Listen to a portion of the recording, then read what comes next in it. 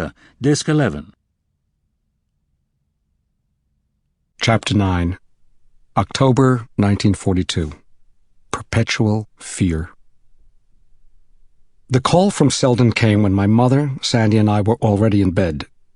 This was Monday, the 12th of October, and at dinner time, we had heard the reports on the radio of the rioting that had broken out in the Midwest and the South, following the announcement by British intelligence that President Lindbergh had deliberately ditched his plane 300 miles out to sea and from there had been whisked by the Navy and Air Corps of Nazi Germany to a secret rendezvous with Hitler. Not until the next day were the morning papers able to furnish details of the riots sparked by this dispatch, though barely minutes after the news had reached us at our kitchen table. My mother had guessed correctly whom the rioters had targeted and why. It was by then 3 days since the border to Canada had been closed, and even to me, who found leaving America an unbearable prospect, it was clear that my father's refusal to listen to my mother and get us out of the country months before was the gravest mistake he'd ever made. He was now back working nights at the market. My mother went into the streets every day to shop for groceries. Quixotically, she had attended a meeting at school one afternoon for the prospective poll watchers in the November election. Sandy and I went off to school each morning with our friends, but nonetheless, by the beginning of the second week of acting President Wheeler's administration, the fear was everywhere. And this, despite Mrs. Lindbergh's advising Americans to dismiss the reports emanating from foreign countries about the president's whereabouts, despite the ascendancy as a newsworthy figure of Rabbi Bengelsdorf, a member now of our family, an uncle by marriage who'd even eaten dinner once in our house, but who couldn't do a thing to help us and wouldn't if he could, because of the contempt he and my father harbored each for the other. The fear was everywhere. The look was everywhere. In the eyes of our protectors especially. The look that comes in the split second after you have locked the door and realize you don't have the key. We had never before observed the adults all helplessly thinking the same thoughts. The strongest among them did their best to be calm and brave and to sound realistic when they told us that our worries would soon be over, and the regular round of life restored. But when they turned on the news, they were devastated by the speed with which everything dreadful was happening. Then, on the evening of the 12th, while each of us lay in bed unable to sleep, the phone rang. Selden calling collect from Kentucky. It was 10 at night, and his mother still wasn't home, and since he knew our number by heart and didn't know whom else to call, he cranked the phone, got the operator, and in a rush, trying to articulate all the necessary words before the power of speech deserted him, said to her, "Collect, please, Newark, New Jersey, 81 Summit Avenue, Waverly 34827. My name is Selden Wishnow. I want to speak person to Mr. or Mrs. Roth, or Philip, or Sandy, anyone, operator. My mother's not home. I'm 10. I haven't eaten, and she's not here. Operator, please. Waverly 34827. I'll talk to anybody." That morning, Mrs. Wishnow had driven to Louisville, to the Metropolitan Regional Office, to report at the company's request to her district supervisor. Louisville was more than 100 miles from Danville, and the roads were so bad most of the way that it was going to take practically all day just to get there and back. Why the district supervisor couldn't have written a letter or picked up the phone to tell her what he had to say nobody ever understood, nor was the man himself ever asked to explain. My father's guess was that the company intended to fire her that day, to have her turn in her ledger with its handwritten record of collections, and then to send her on her way, unemployed after a mere 6 weeks on the job and 700 miles from home. She'd done no business to speak of in those first weeks out in the rural reaches of Boyle County, though not for lack of hard work. Primarily, it was because there wasn't the business there to do. In fact, every last one of the transfers made by the Metropolitan under the auspices of Homestead 42 were turning into catastrophes for the agents formerly from the Newark district. In the barely inhabited corners of those distant states to which they and their families had been relocated, none of them were ever going to be able to earn a quarter of the amount of commissions they were accustomed to making in metropolitan North Jersey. And so, if only for that reason, my father had been wonderfully prescient in quitting his job and going to work instead for Uncle Monty. He hadn't been quite so prescient about getting us over the Canadian border before it closed down and martial law was declared. If she was alive, Selden told my mother after she'd accepted the charges and taken his call. If she was alive, in the beginning, because of his crying, that was all he was able to say, and even those 4 words were barely comprehensible. Selden, that's enough of that. You're doing this to yourself. You're making yourself hysterical. Of course your mother's alive. She's just late getting home. That's all that has happened. But if she was alive, she would call. Selden, what if she's only caught in traffic? What if something happened to the car and she had to pull over to get it fixed? Didn't that happen before when you were here in Newark? Remember that night when it was raining and she had a flat and you came upstairs to stay with us? It's probably nothing more than a flat tire. So please, dear, calm down. You must stop crying. Your mother is fine. It only upsets you to say what you're saying, and it is not true, so please, right now, just make an effort and try to calm down. But she's dead, Mrs. Roth, just like my father. Now both my parents are dead. And of course, he was right. Selden knew nothing about the riots way off in Louisville, and little about what was going on in the rest of America. Since there was no room left in Mrs. Wishnow's life for anything other than the child and the job, there was never a newspaper to read in the Danville house, and when the 2 of them sat down to dinner in Danville, they didn't have the news on the way we did in Newark. More than likely, she was too exhausted in Danville to listen to it, by now too benumbed to register any misfortune other than her own. But Selden had it perfectly right. Mrs. Wishnow was dead, though no one would know until the following day, when the burnt-out car containing his mother's remains was found smoldering in a drainage ditch alongside a potato field in the flat country just south of Louisville. Apparently, she had been beaten and robbed, and the car set ablaze within the first minutes of the evening's violence, which had not been restricted to the downtown Louisville streets where there were Jewish-owned shops, or to the residential streets where the handful of Louisville's Jewish citizens lived. The Klansmen knew that once the torches were lit and the crosses burning, the vermin were going to try to get out, and so they were ready for them. Not only on the main road leading north to Ohio, but along the narrow country roads heading south, which was where Mrs. Wishnow paid with her life for the slander of Lindbergh's good name, first by the late Walter Winchell, and now by the Jewish-controlled propaganda machine of Prime Minister Churchill and King George VI. My mother said, Selden, you must take something to eat. That will help calm you down. Go to the refrigerator and get something to eat. I ate the fig Newtons. There's none left. Selden, I'm talking about your eating a meal. Your mother will be home very soon, but meanwhile, you can't sit there waiting for her to feed you. You have to feed yourself and not on cookies. Put the phone down and go look in the refrigerator and then come back and tell me what's in there that you could eat. But it's long distance. Selden, do as I say. To Sandy and me, gathered closely around her in the back foyer, my mother said, She's very late, and he hasn't eaten, and he's all alone, and she hasn't phoned, and the poor child is frantic and starving to death. Mrs. Roth? Yes, Selden? There's pot cheese. It's old, though. It doesn't look too good. What else is in there? Beets. In a bowl, leftovers. They're cold. And anything else? I'll look again, just a minute. This time, when Selden put down the phone, my mother said to Sandy, How far from Danville are the Mawinneys? With the truck, about 20 minutes. In my dresser, my mother said to my brother, in the top, in my change purse, their number is there. It's on a piece of paper in my little brown change purse. Get it for me, please. Mrs. Roth, Selden said. Yes, I'm here. There's butter. That's all? Isn't there any milk? Isn't there juice? But that's breakfast. That's not dinner. Are there Rice Krispies, Selden? Are there cornflakes? Sure, he said. Then get whichever cereal you like best. Rice Krispies. Get the Rice Krispies, take out the milk and the juice, and I want you to make yourself breakfast. Now? Do as I say, please, she told him. I want you to eat breakfast. Is Philip there?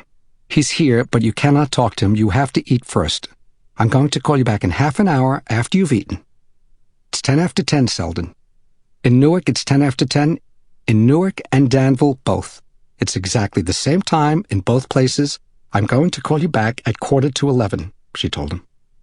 Can I talk to Philip then? Yes, but I want you to sit down first with everything you need at the kitchen table. I want you to use a spoon and a fork and a napkin and a knife. Eat slowly, use dishes, use a bowl. Is there any bread? It's stale. It's just a couple of slices. Do you have a toaster? Sure. We brought it here in the car. Remember the morning when we all packed the car? Listen to me, Selden. Concentrate. Make yourself some toast with the cereal and use the butter. Butter it. And pour yourself a big glass of milk. I want you to eat a good breakfast, and when your mother comes in, I want you to tell her to call us immediately. She can call here collect. Tell her not to worry about the charges. It's important for us to know when she's home. But either way, in half an hour, I'm calling you back. So don't you go anywhere. It's dark out. Where would I go? Selden, eat your breakfast. Okay. Goodbye, she said. Goodbye for now. I'll call you back at 11:15. You stay where you are. Next, she phoned the Mawinnies. My brother handed her the piece of paper with the number, and she asked the operator to put through the call, and when somebody answered at the other end, she said, "Is this Mrs. Mawinnie?" "This is Mrs. Roth. I'm Sandy Roth's mother. I'm calling you from Newark, New Jersey, Mrs. Mawinnie. I'm sorry if I woke you up, but we need you to help us with a little boy who's alone in Danville." "What? Yes, of course, yes." To us, she said, "She's getting her husband." "Oh, no," my brother moaned. "Samford, this is not the time for that. I don't like what I'm doing either. I realize I don't know these people. I realize they're not like us. I know farmers go to bed early and get up early and that they work very hard. But you tell me what else I should do. That little boy is going to go crazy if he's left alone any longer. He doesn't know where his mother is. Somebody has to be there. He's had too many shocks for someone his age already. He lost his father, now his mother is missing. Can't you understand what this means?"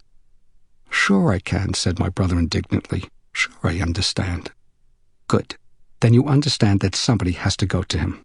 Somebody." But then Mr. Mawinnie got on the phone, and my mother explained to him why she was calling, and he immediately agreed to do all she asked. When she hung up, she said, "At least there's some decency left in this country. At least there's some decency somewhere."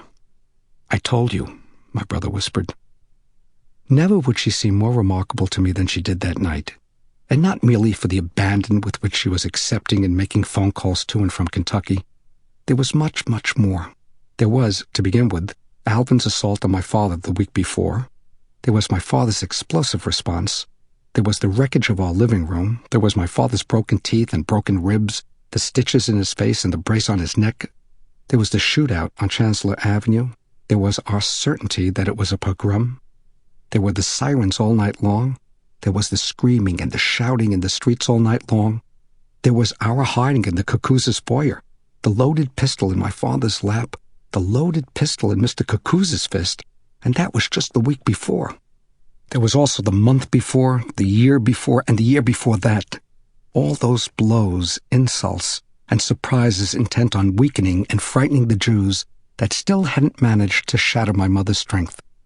Before I heard her telling Selden, from more than 700 miles away, to make himself something to eat and to sit down and eat it, before I heard her calling the Mawinnies, church-going Gentiles whom she'd never laid eyes on, to enlist them in saving Selden from going mad, before I heard her asking to speak to Mr. Mawinnie and then telling him that if something serious had happened to Mrs. Wishnow, the Mawinnies needn't worry they'd be stuck with Selden, that my father was prepared to get in the car and drive to Kentucky to bring Selden back to Newark, and promising Mr. Mawinnie this, even while no one knew just how far the Wheelers and the Fords intended to allow the American mob to go.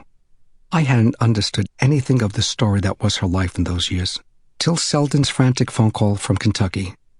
I never toted up the cost to my mother and father of the Lindbergh presidency.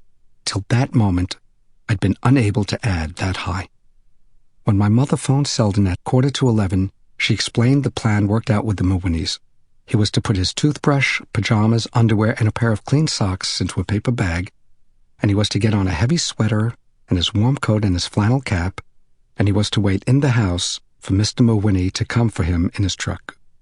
Mr. Mawinnie was a very kind man, my mother told Selden, a kind, generous man with a nice wife and 4 children whom Sandy knew from the summer he lived at the Mawinnie farm.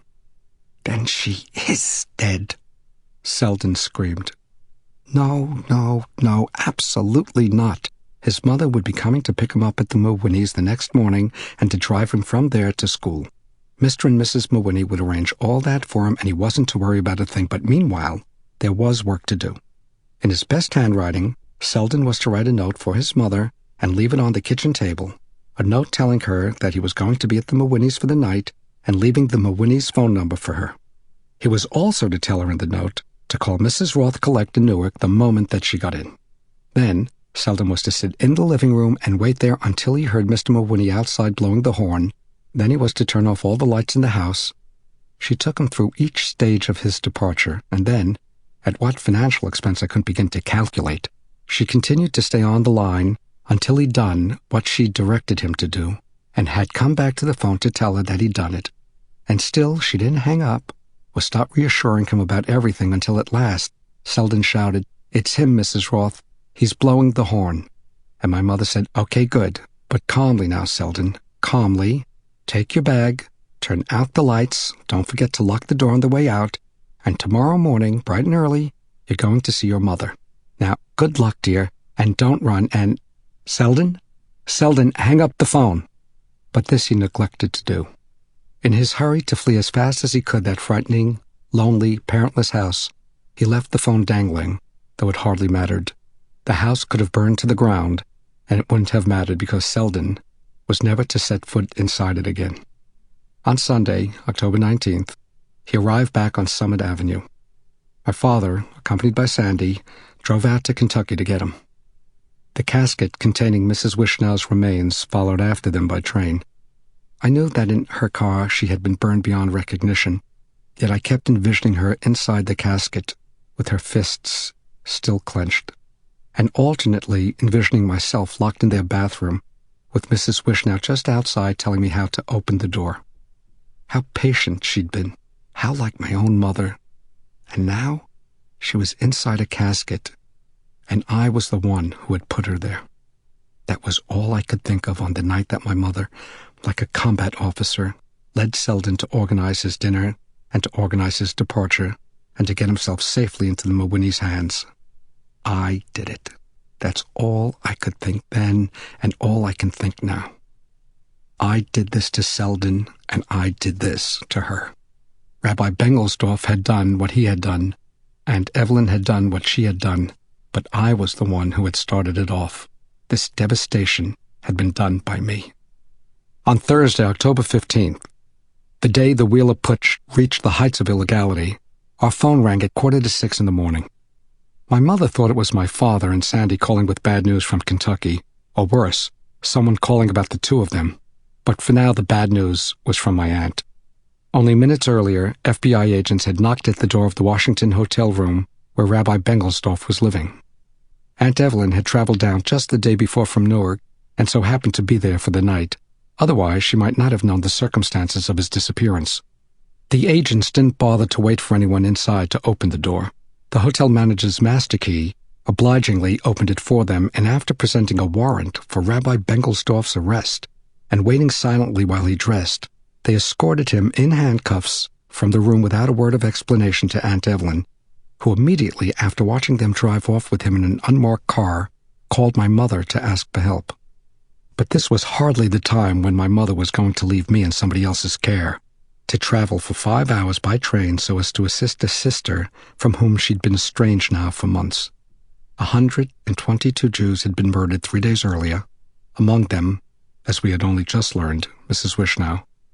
My father and Sandy were still off on their perilous journey to rescue Selden, and nobody knew what was in store even for those of us at home on Summit Avenue.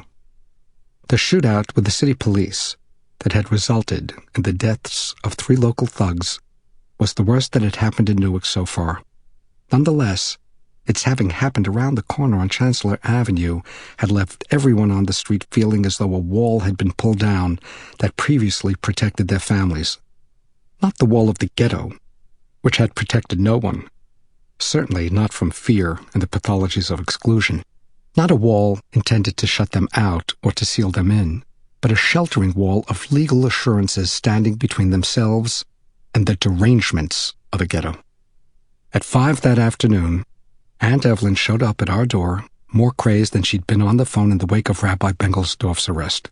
No one in Washington was either willing or able to tell her where her husband was being held, or if he was even alive any longer.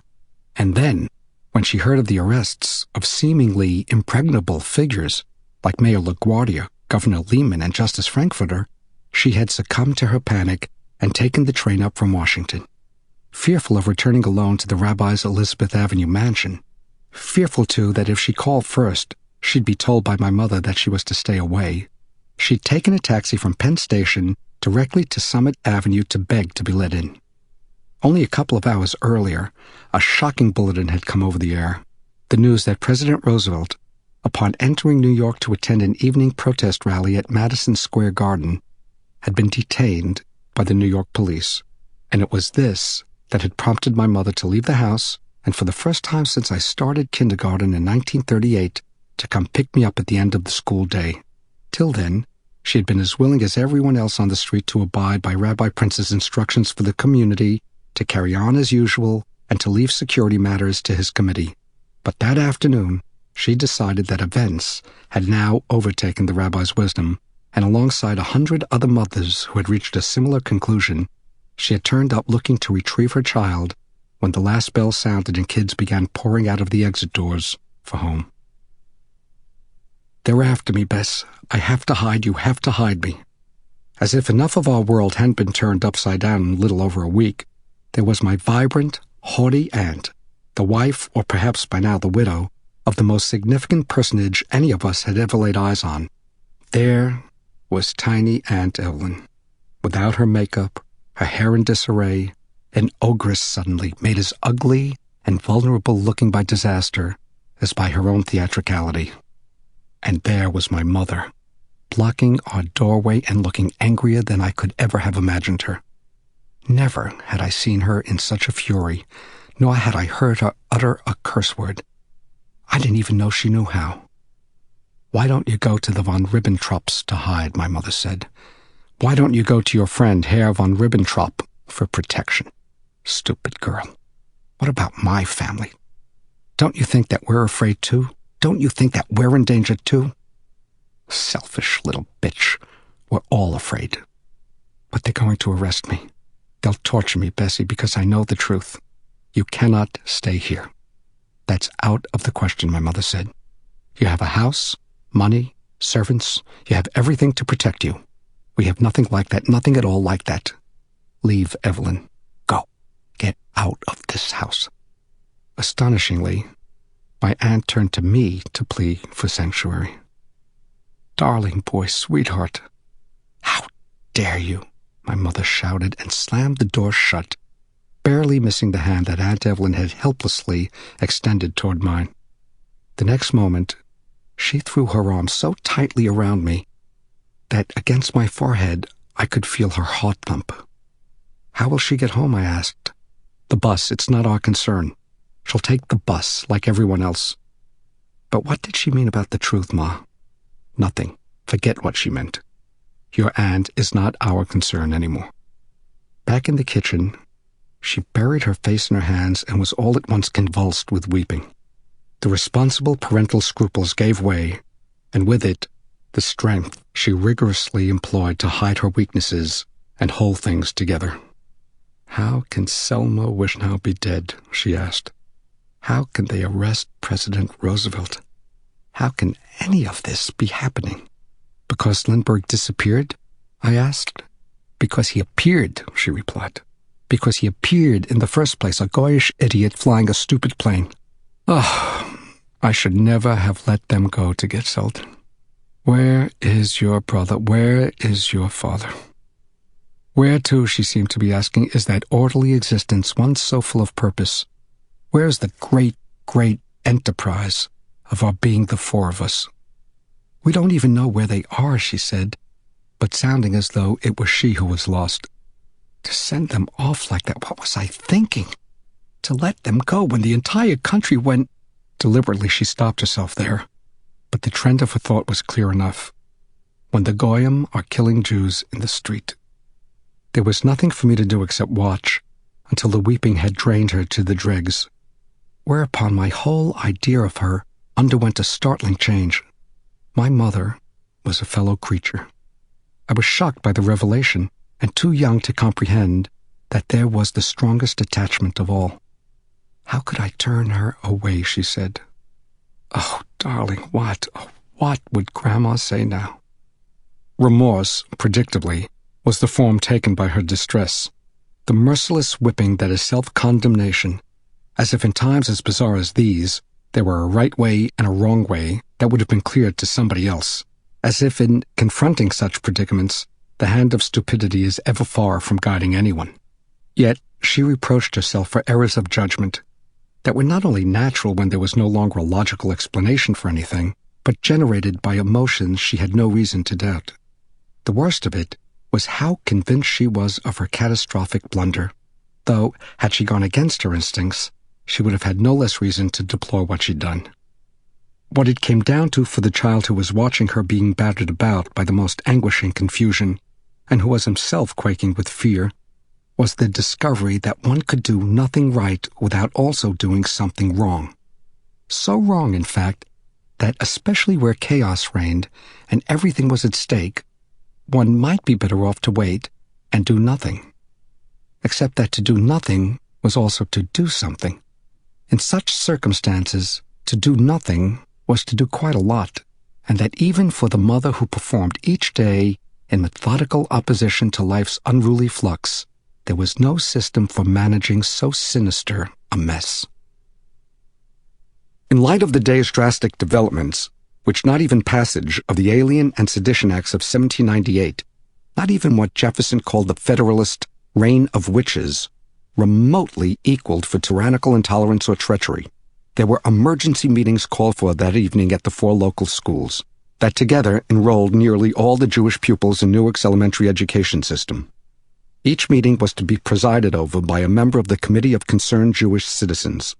A sound truck had come by late in the afternoon, asking everyone to spread word of the meeting among their neighbors. People were invited to bring their children if they did not wish to leave them home alone, and they were assured that a full-scale police mobilization throughout the South Ward, police protection extending as far east as Frelinghuysen Avenue and as far north as Springfield Avenue, had been promised to Rabbi Prince by Mayor Murphy. The department's entire complement of mounted police, 2 platoons of 12 divided up and stabled in 4 different precincts, was to be called out specifically to patrol the streets to the west of the Weequahic section bordering Irvington, where, the previous night, a Jewish-owned liquor store on the main shopping street had been burned to the ground after being broken into and looted, and the streets to the south bordering Union County and the towns of Hillside, in my eyes, renowned for the sizable Bristol-Myers plant along Route 22 that manufactured the Ipana tooth powder we used, and where, the day before, a synagogue's windows had been smashed. In Elizabeth, where my mother's immigrant parents had settled at the turn of the century, where, most intriguingly to a 9-year-old, the New Jersey pretzel factory on Livingston Street was set to hire deaf mutes from the state to do the pretzel bending, and where graves had been desecrated in the Temple B'nai Jeshurun Cemetery, just a few blocks from the Weequahic Park golf course. Shortly before 6:30, my mother headed quickly down the street for the emergency meeting at Chancellor Avenue School. I remained at home, delegated by her to answer the phone and to accept the charges should my father call from the road. The Cuckooses had promised her that they would look after me until she returned home, and indeed, even as she was descending the stairs, Joey was climbing them, 3 at a time, dispatched by Mrs. Cuckooza to keep me company, while I waited, in vain as it turned out, for the long-distance call informing us that my father and my brother were both all right and would soon be arriving home with Selden. Because, under martial law, the Army had commandeered the facilities of Bell Telephone for military use. The long-distance services still open to civilians were jammed, and 48 hours had passed since we'd last heard anything from my father. As the Newark Hillside line ran only a couple of 100 yards south of our house, it was possible that night, even with the windows closed, to find reassurance of sorts in the loud clattering of the police horses as they paraded up and down the Keir Avenue hill just around the corner. And when I threw open my bedroom window and leaned out over the darkening alleyway to listen, I could manage to hear them, if only faintly, when they sauntered on a ways to where Summit Avenue petered out and became Hillside's Liberty Avenue. Liberty ran through Hillside to Route 22, which proceeded westward into Union, and from there swept southward into the vast Christian unknown of those authentically Anglo-Saxon-sounding towns of Kenilworth, Middlesex, and Scotch Plains. These weren't the suburbs of Louisville, but they were farther west than I'd ever been. And though you had to traverse another 3 New Jersey counties just to reach the eastern border of Pennsylvania, on the night of October 15th, I was able to alarm myself with a nightmarish vision of America's anti-Semitic fury roaring eastward through the pipeline of 22 and surging from 22 into Liberty Avenue and pouring from Liberty Avenue straight into our Summit Avenue alleyway and on up our back stairs like the waters of a flood, had it not been for the sturdy barrier presented by the gleaming bay haunches of the horses of the Newark police force, whose strength and speed and beauty Newark's preeminent rabbi, the nobly named Prince, had caused to materialize at the end of our street. As was to be expected, Joey could hear next to nothing of what was going on outdoors, and so took to running from room to room, peering out of windows at either end of the house to try to get a glimpse of the anatomy of at least one of the horses. Horses of a bloodline with limbs much longer, muscled torsos much slimmer, skulls elongated and much more exquisite than those of the inelegant orphanage plow horse that had kicked my head in, and also to catch sight of the uniformed cops, each with 2 rows of brass buttons shining down the length of his double-breasted, snug-fitting tunic and a holstered pistol riding one hip. Several years earlier, my father had taken Sandy and me to Wheat Creek Park one Sunday morning to toss horseshoes at the public pitch, and a mounted policeman went racing across the park in pursuit of somebody who snatched a woman's purse, a moment in Newark out of the court of King Arthur. It was days before the thrill wore off and I could stop being stirred up by the gallantry of it all. They recruited the most supple and athletic of the cops to train as mounted policemen, and a small kid could be mesmerized just watching one who'd been lazing majestically down the street stop to write a parking ticket, and then lean way over in the saddle so as to place the ticket under the car's windshield wiper, a physical gesture, if ever there was one, of magnificent condescension to the machine age.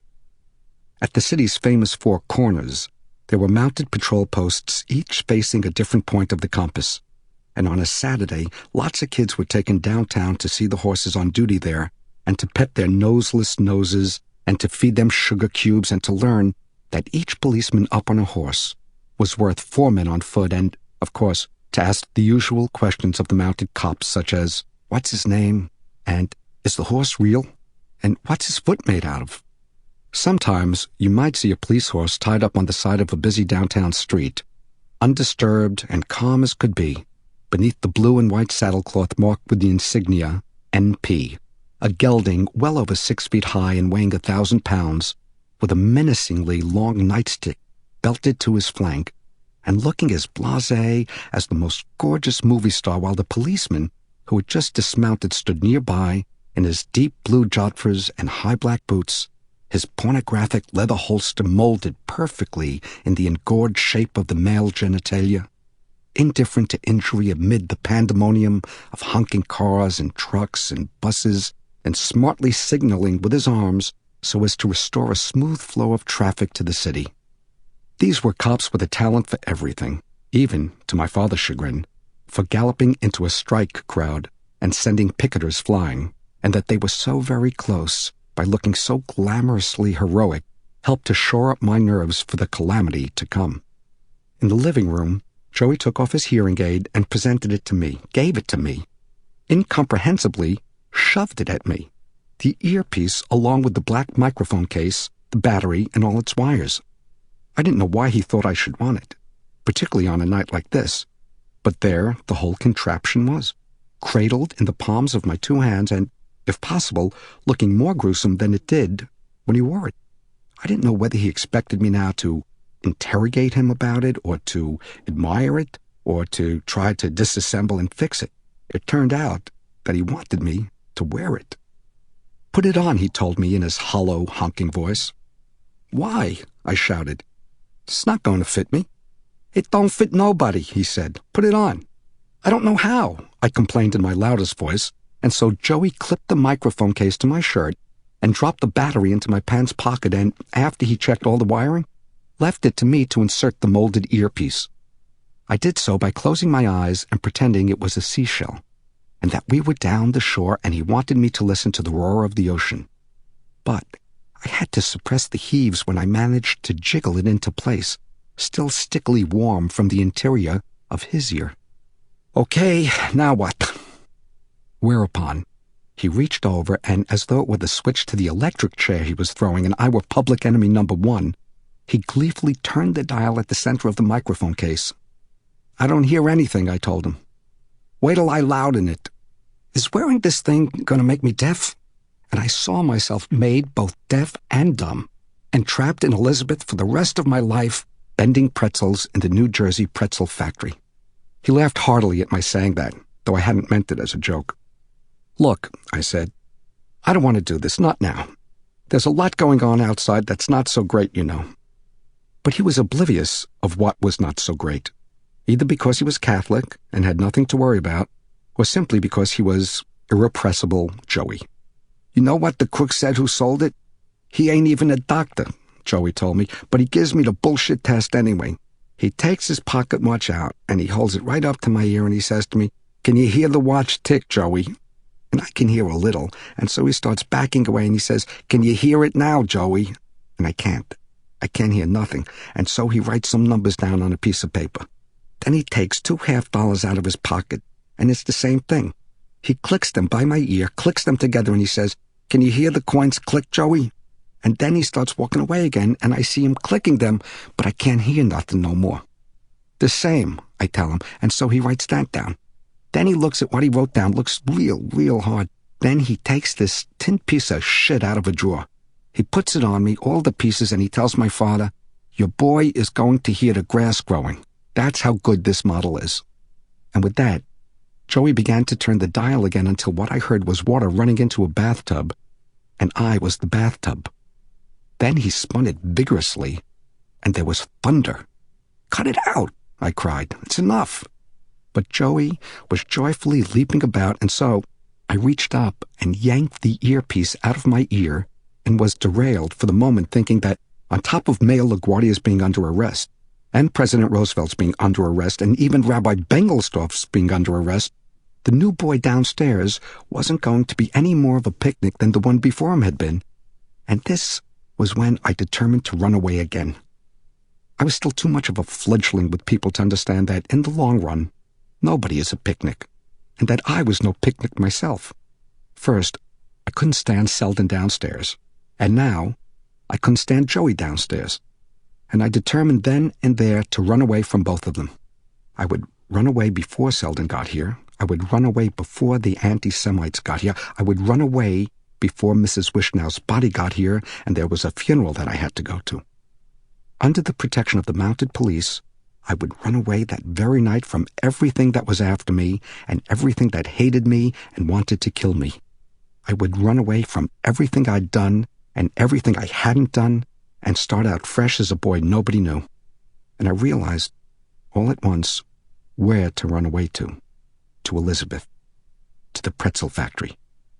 I tell them in writing that I was a deaf mute. They'd give me a job making pretzels, and I'd never speak, and I'd pretend not to hear, and nobody would find out who I was. Joey said, "You know about the kid who drank the horse's blood?" "What horse's blood?" "St. Peter's horse. This kid, he got in at night into the farm and drank the horse's blood. They're looking for him." "Who is?" "The guys, Nick, those guys. The older guys." "Who's Nick?" "One of the orphans. He's 18. The kid that did it, it's a Jew like you. They know for sure he's a Jew, and they're gonna find him." "How come he drank the horse's blood?" "Jews drink blood." "You don't know what you're talking about. I don't drink blood. Sandy doesn't drink blood. My parents don't drink blood. Nobody I know drinks blood. This kid does." "Yeah? And what's his name?" "Nick don't know yet, but they're looking for him. Don't worry. They'll get him." "And what will they do then, Joey? Drink his blood?" "Jews don't drink blood. Saying that is crazy." I handed his hearing aid back to him, thinking that I could now add Nick to everything else I was having to flee. And soon, Joey began racing from window to window again, trying to get a look at the horses until, when he could no longer bear being out of range of a spectacle comparable in his mind to Buffalo Bill's Wild West show coming to town and raising the big top in front of our house, he upped and flew out of the door, and that was the last I saw of him that night. There was rumored to be a police horse in Newark who munched on chewing tobacco, like the cop who rode him, and who was able to add numbers by tapping his right front hoof. And Joey later claimed that he'd seen him there on our block, a horse from the 8th Precinct called Ned, who let kids swing from his tail without kicking out at them with his hind legs. And maybe he did meet the fabled Ned, and maybe that had made it all worth it. Nonetheless, for deserting me that night, for never returning, for succumbing to his love of excitement rather than obeying his mother's orders, Joey was soundly punished when his father got home from work the following morning. His horse-like haunches thrashed mercilessly with the black strap off the night watchman's time clock. Once Joey had disappeared, I double-locked the door behind him and would have turned on the radio to distract me from my worries if I hadn't been afraid of yet another bulletin interrupting a regularly scheduled program and relaying to me, all by myself, even more horrible news than had been coming at us throughout the day. It wasn't long before I started thinking again about running away to the pretzel factory. I remembered the article about the factory that had appeared in the Sunday Call about a year before and that I'd cut out to bring to school for a report I had to make on a New Jersey industry. In the article, the owner, a Mr. Kunz, had been quoted as debunking the idea, prevalent apparently throughout the world, that it took years to teach somebody to become a pretzel maker. I can teach them overnight, he said, if they can be taught. A lot of the article had been about a controversy over the need for salt on a pretzel. Mr. Kunz claimed that salt on the outside was unnecessary and that he put it on only to satisfy the trade.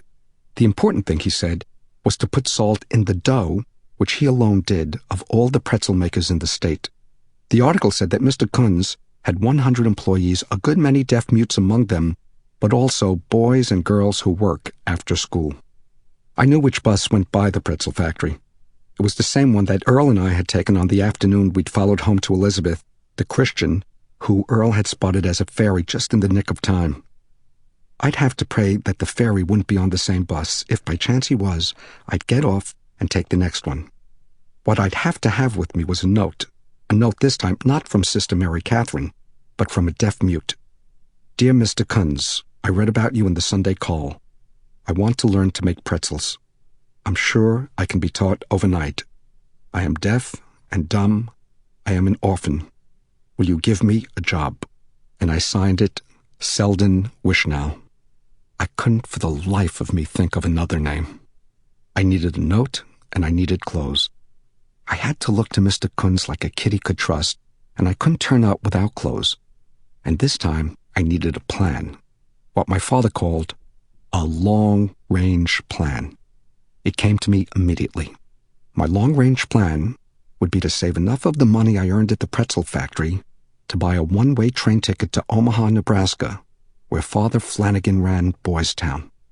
I knew about Boys Town and Father Flanagan, as did every boy in America, from the movie with Spencer Tracy, who won an Academy Award for playing the famous priest and then donated his Oscar to the real Boys Town. I was 5 when I saw it at the Roosevelt with Sandy on a Saturday afternoon. Father Flanagan took in boys from the street, some of them already thieves and little gangsters, and brought them out to his farm, where they were fed and clothed and received an education, and where they played baseball and sang in a choir and learned to become good citizens. Father Flanagan was father to all of them, regardless of race or creed. Most of the boys were Catholic, some Protestant, but a few needy Jewish boys lived on the farm as well.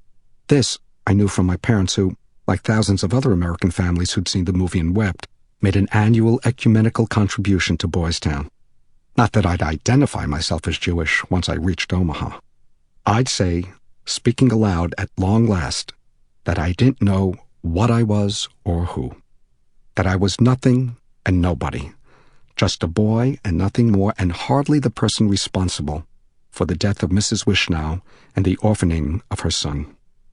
Let my family raise her son as their son from here on out. He could have my bed, he could have my brother, he could have my future. I'd make my life with Father Flanagan in Nebraska, which was even farther from Newark than Kentucky.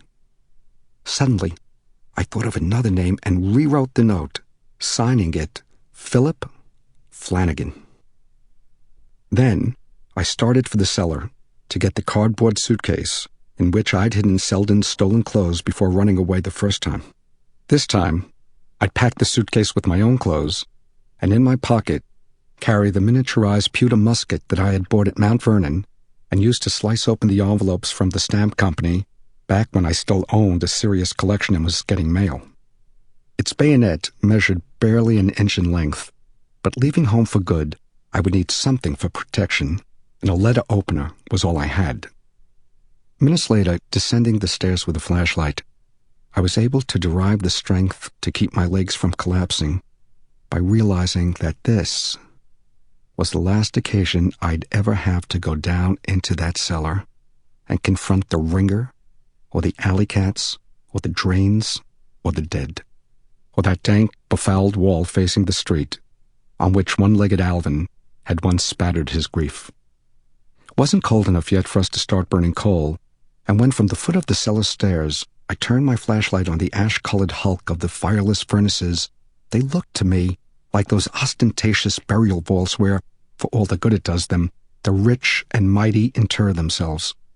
I stood there, hoping that the ghost of Selden's father would have gone off to Kentucky, perhaps unseen in the trunk of my father's car, to fetch his dead wife, but understanding full well that he hadn't, that his business as a ghost was here with me, that his spectral heart seethed with curses, and all of them for me. "I didn't mean for them to move," I whispered. "That was a mistake. I'm not who's really responsible. I didn't mean to make Selden the target." I was prepared, of course, for the silence that inevitably surrounded my pleading utterances to the merciless dead, and instead heard my name pronounced in response, and by a woman. From beyond the furnaces, a woman moaning my name. Dead only hours and already back to begin haunting me for the rest of my life. "I know the truth," she said, and there, emerging like an oracular priestess out of the Delphi of our storage bin, came my aunt. "They're after me, Philip," Aunt Evelyn said. "I know the truth, and they're going to kill me." Because she had to use the toilet and to eat something, because I didn't know what I could do other than to give my aunt whatever she needed, I had no choice but to bring her back upstairs with me. I sliced a piece of bread from the half a loaf that was left from dinner, buttered it, poured her a glass of milk, and after she'd gone to the bathroom, and I'd pulled the kitchen shade so that nobody could see in from across the way, she came into the kitchen and feverishly gobbled everything down. Her coat and her purse were in her lap, and she was still wearing her hat, and I hoped that as soon as she had enough to eat, she'd get up and go home so that I could go down and get the suitcase, pack it, and run away before my mother returned from the meeting. But once she'd eaten, she began to babble, repeating again and again that she knew the truth, and because of that they were going to kill her. They'd called out the mounted police, she informed me, to find where she was hiding. In the silence that followed that startling remark, which in those circumstances, when suddenly there were no longer any predictable happenings, I was enough of a child to almost believe, we followed the audible progress of a single horse prancing up the block toward Chancellor Avenue. "They know I'm here," she said. "They don't, Aunt Evelyn," but the words had no hold on me as I spoke them. "I didn't know you were here." "Then why did you come looking for me?" "I didn't. I was looking for something else." "The police are outside," I told her, convinced that I was deliberately lying even while speaking as earnestly as I could. "The police are outside because of the anti-Semitism. They're patrolling the streets to protect us." She smiled the smile reserved for trusting souls. "Tell me another one, Philip."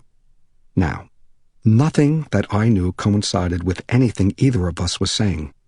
The shadow of her madness had crept over me without my as yet understanding that while hiding in our storage bin, or perhaps earlier than that, while watching the FBI take the rabbi away in handcuffs, she had indeed lost her mind. Unless, of course, she already begun hopelessly slipping into insanity the night at the White House when she danced with von Ribbentrop. That was to be my father's theory, that long before the rabbi's arrest, when Bengelsdorf was astonishing all of Jewish Newark with the unseemliness of how high he had climbed in the president's esteem, she'd abandoned herself to the same credulity that had transformed the entire country into a madhouse, the worship of Lindbergh and his conception of the world. "Do you want to lie down?" I asked, dreading that she would say yes. "I need to rest. Do you want me to call the doctor?" Here, she took my hand so firmly that her fingernails bit into my flesh. "Philip, dearest, I know everything. Do you know what happened to President Lindbergh? Is that what you mean?" "Where is your mother?" "At school, at a meeting." "You'll bring me food and water, darling boy?" "I will?" "Sure. Where?" "To the cellar. I can't drink from the laundry sink. Someone will find me." "You don't want that," I said, thinking immediately of Joey's grandmother and the fiery breath of madness that wafted from her. "I'll bring everything." But having promised her that, I couldn't possibly run away. "Would you happen to have an apple?" asked Aunt Evelyn. I opened the refrigerator. No apple. We're out of apples.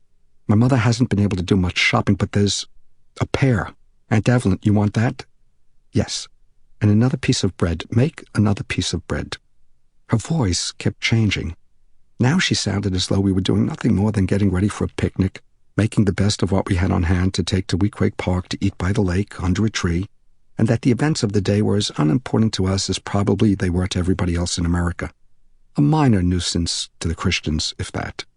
As there were more than 30 million Christian families in America, and only about 1 million Jewish families, why really should it bother them? I cut a second slice from the loaf for her to take down to the cellar and smeared it extra heavily with butter. If asked later about the bread missing from the loaf, I'd say that Joey ate it, that and the pear, before he ran off to see the horses. When she got home to learn that my father hadn't called, my mother was unable to hide her response. Forlornly, she looked at the kitchen clock, remembering perhaps the time that it used to be at this hour, bedtime, when all that was required was for the children to wash their faces and brush their teeth for the day, dense with fulfillable duties to be rounded off to the satisfaction of all. Now, that was 9 o'clock.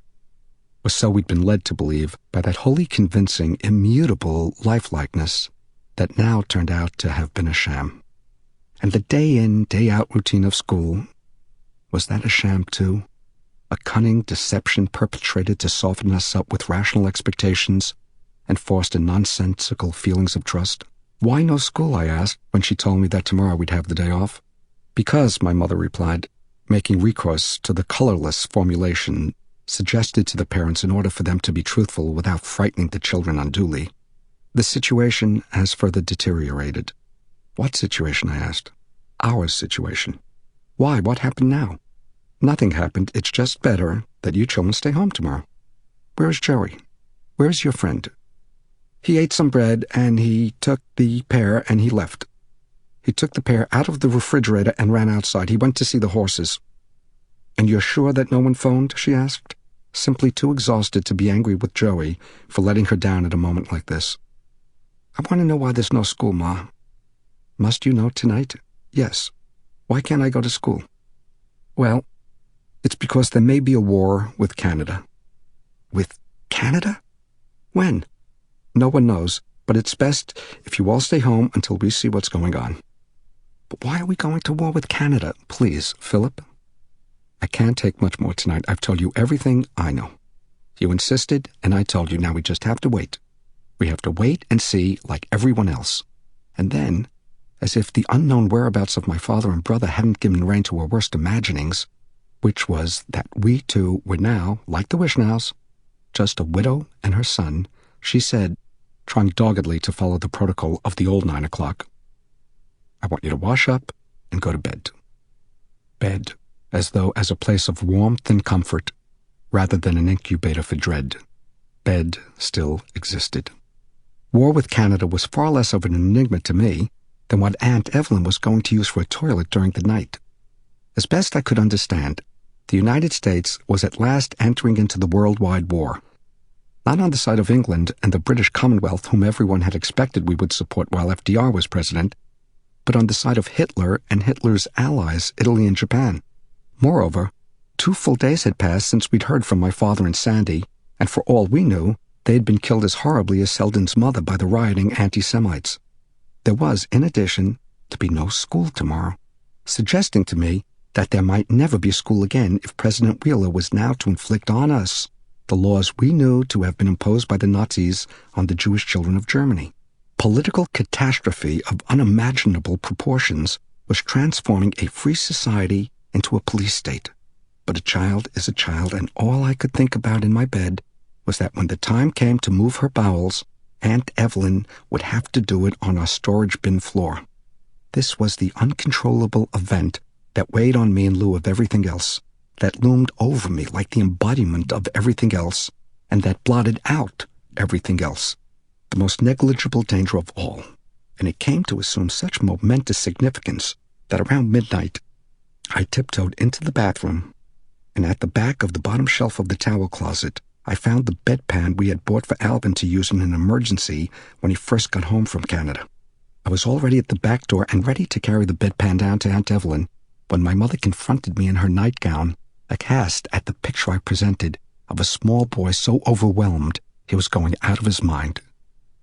Minutes later, Aunt Evelyn was being led by my mother up the stairwell and into our apartment. There's no need to describe the disturbance this caused in the Kakuza household, or the antagonistic response to the frightful figure of my aunt by that frightful figure who was Joey's grandmother. The farcical edge of suffering is familiar to everyone.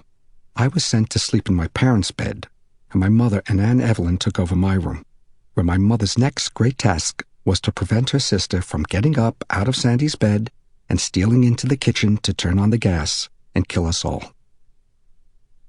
The round trip of 1,500 miles was the adventure of Sandy's lifetime, with something more fateful for my father. His Guadalcanal, I suppose, his battle of the bulge. At 41, he was too old to be drafted when, that December, with Lindbergh's policies discredited and Wheeler disgraced, and Roosevelt back in the White House, America finally went to war against the Axis powers.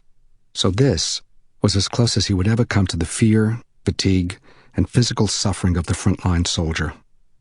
Wearing his high steel neck brace and nursing 2 broken ribs and a sutured facial wound and exhibiting a mouthful of broken teeth, and carrying Mr. Kakuza's extra pistol in the glove compartment for protection against the people who'd already murdered 122 Jews in those very regions of the country toward which the car was headed.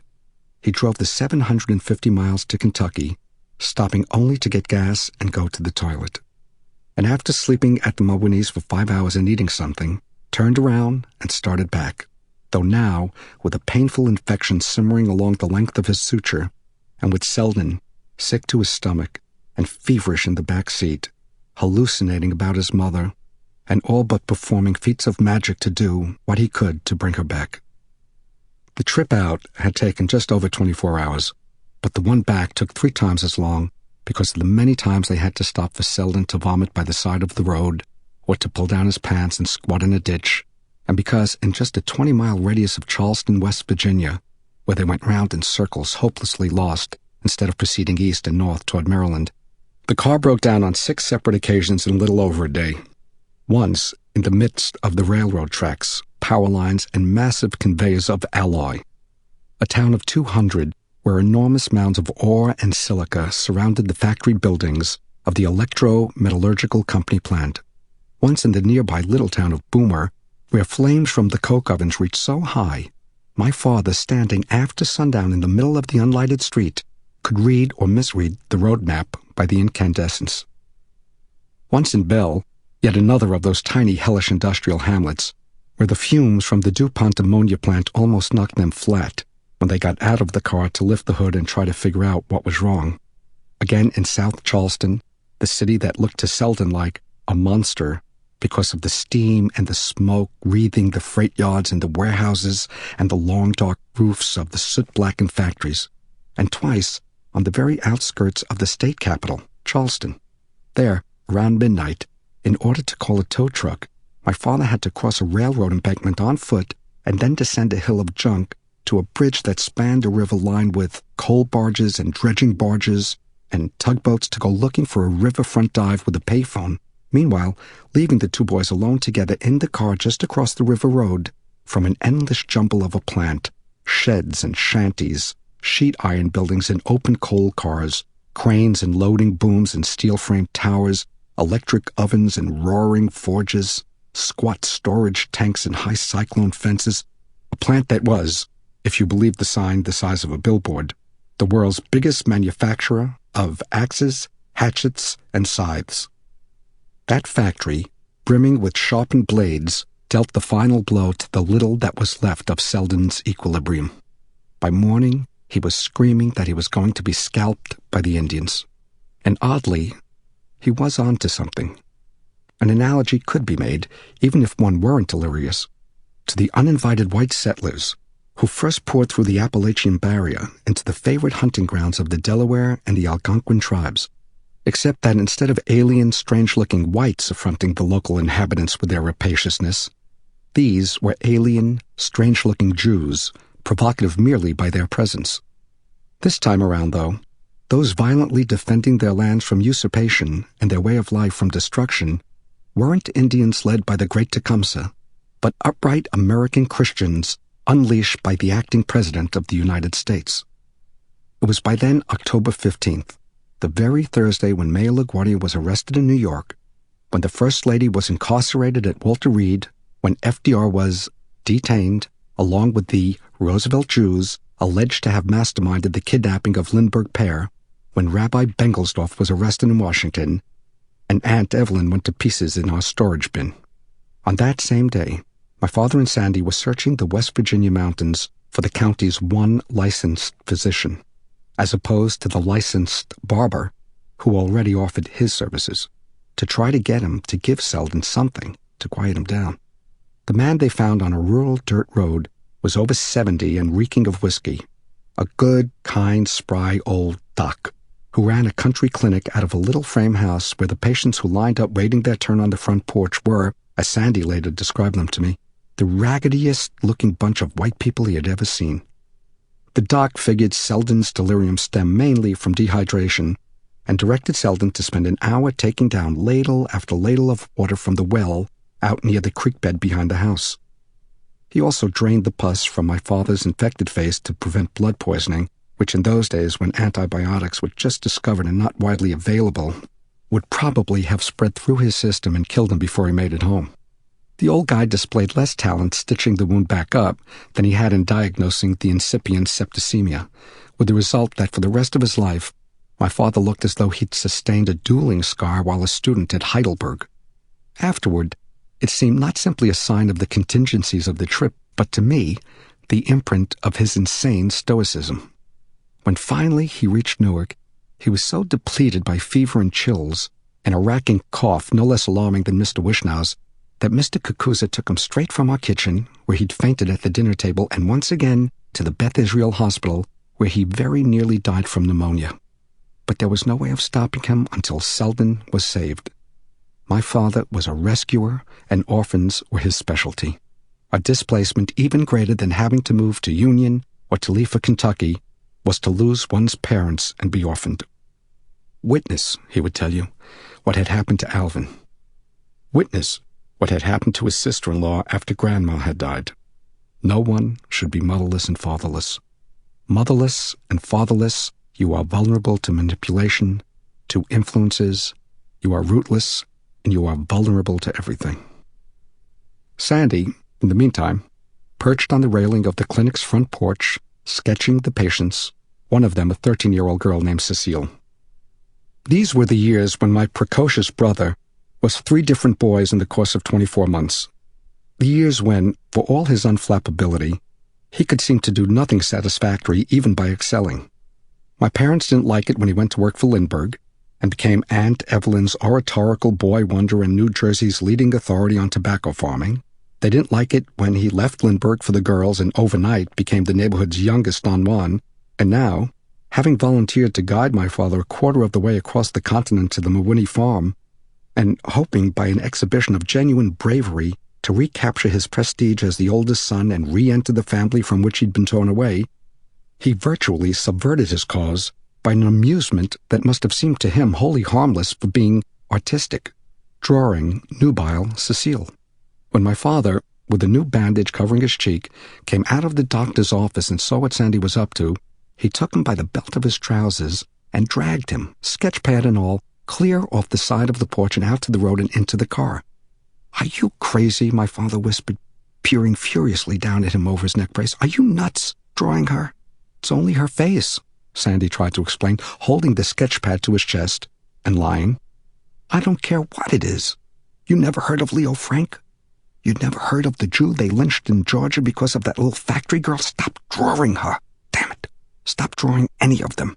These people don't like being drawn. Can't you see that? We came out to Kentucky to get this boy because they have burned his mother to death in our car, for Christ's sakes. Put those drawing things away and don't draw any more girls. Finally, back on the road again, they had no idea that Philadelphia, which my father was hoping to reach by dawn of the 17th, had been occupied by tanks and troops of the U.S. Army.